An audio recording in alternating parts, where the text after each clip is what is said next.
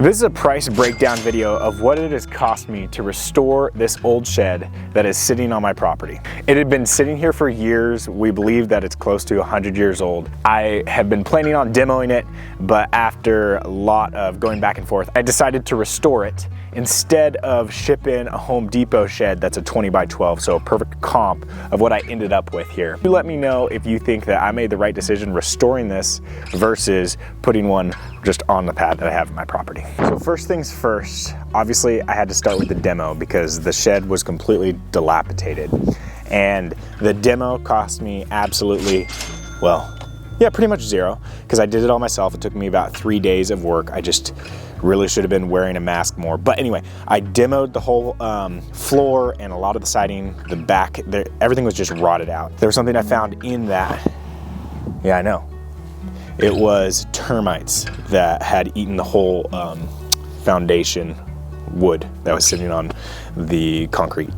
So the demo was absolutely free because out here, back behind Lily, our trusty steed, is a big pile that we're able to burn after it dumps here. So demo was zero, but it did take me 3 days of probably 8-hour work days. So whatever that costs. The next expense on this project was purchasing all the screws, the bolts, the hinges, the brackets, everything like that. That ended up costing me, after the whole project got to this point, $291.46. Oh, good boy. The vapor barrier cost me $39.99. The next thing that I purchased was these concrete blocks. So on either side, north side, south side of the shed, there was concrete cinder blocks, and that's just the whole thing that was holding this shed up. So what I did, instead of just pouring new concrete, all this kind of stuff, I just matched it. I just kind of got a rough edge and just made it really solid. So I just got, I think it was 30 more of these, and that cost me $89.10. After the cinder blocks, I got some concrete mix that I poured into a lot of these concrete blocks, and that cost me $44.23. After that, I had to purchase a lot of new lumber. Remember, there was pretty much no floor and the walls were very janky at this point. The whole building was swaying. The lumber, which is the plywood, all the 2x6s, all the pressure treated 2x4s that I used, that cost me in total $911.35. When I was at the hardware store, I had forgotten to bring straps to strap all that material onto the trailer that I was using to bring it all to my property. And that was really silly. So an unneeded but an actual expense was $29.90 for straps, even though I already have hundreds of other straps.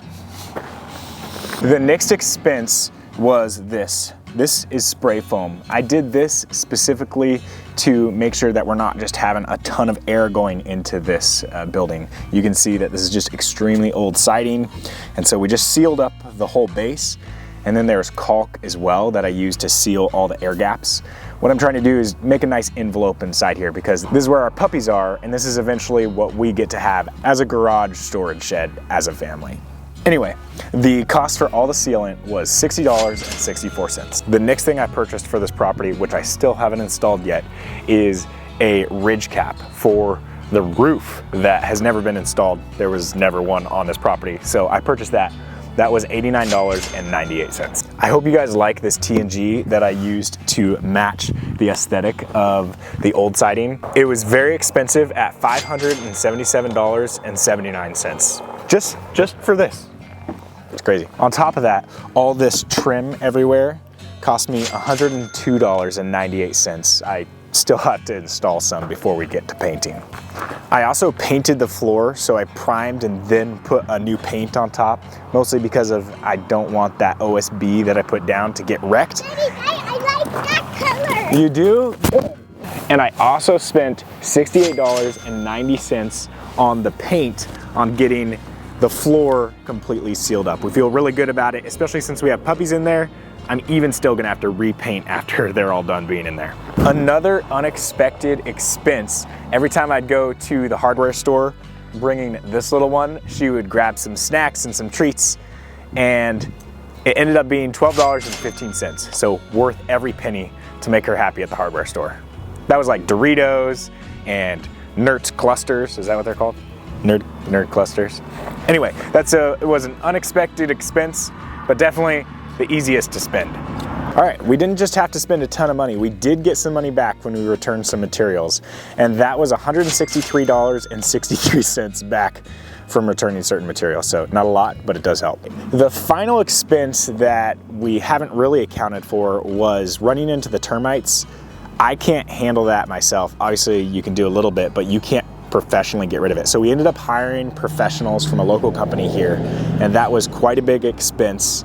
I don't know if it qualifies being added into the expense of rebuilding this shed, but to get it professionally taken care of was $1,362.41. So that right there feels like it's almost doubling the cost of this build. So that brings my total cost of this project to $3,508.11. Really curious what you think. Did I make the right decision? Because if you go onto Home Depot's website, you can purchase a shed to be shipped to your property, and we have a perfect pad for it, so I wouldn't have to do any prep work. Wouldn't have had to do any prep work. I'm up currently, and I'm not quite finished, around $4,000 cheaper to rebuild this 100-year-old shed as opposed to shipping in a Home Depot shed.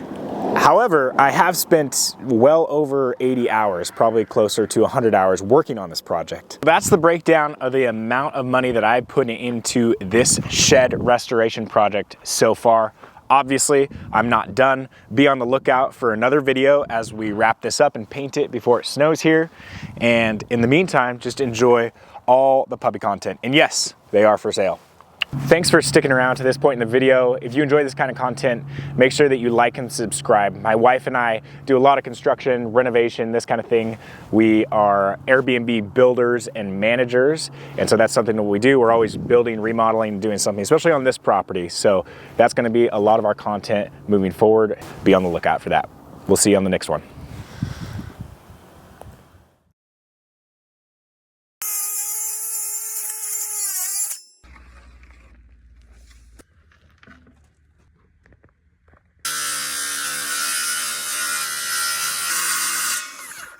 Next measurement that I'll need to match this is the from here to here, which should be 27 on the dot.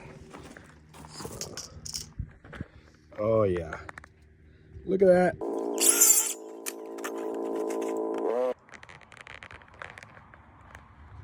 Now that I have cut everything where it needs to be, I'm just gonna secure this door together with some screws. I personally like using screws and nails because screws really fasten it together and nails have more shear strength. So these doors are going to be moving a lot, which means they're going to be a lot of stress on all the fasteners. So you kind of want that shear strength and the tightening in the screw.